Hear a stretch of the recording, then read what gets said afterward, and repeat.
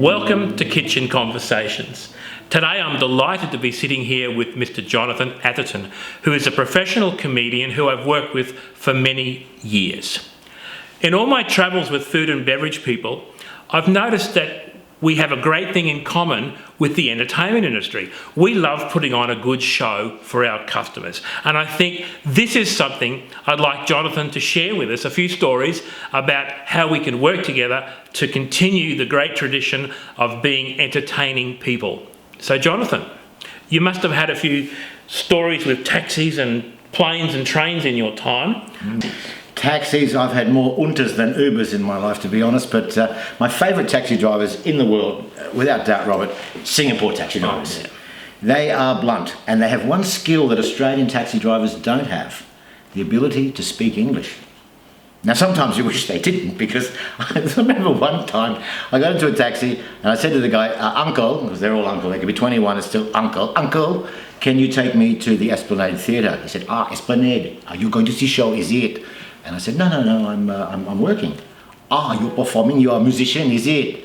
And I said, well, actually, no, I'm a comedian. He went, stand-up comedy, is it? And I was very impressed, because stand-up comedy is quite a new thing in Asia. In fact, I was one of the pioneers of the Southeast Asian comedy scene. So for this old uncle, who must have been about 80 years old, to know what stand-up was, I was very chuffed. I said, yes, uncle, stand-up comedy. He said, you know Jim Carrey?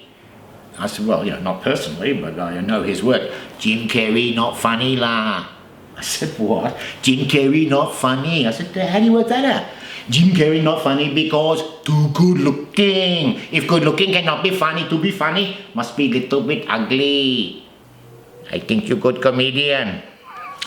No tip for that guy.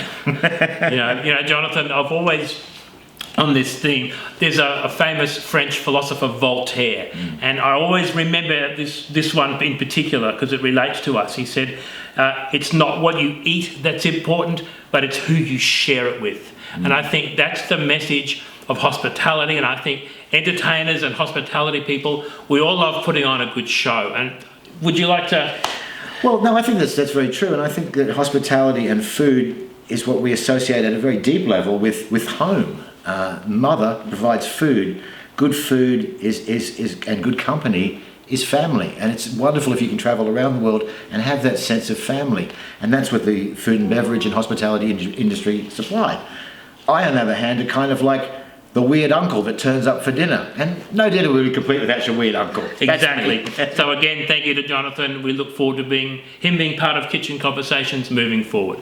Thank you, everyone, and good night.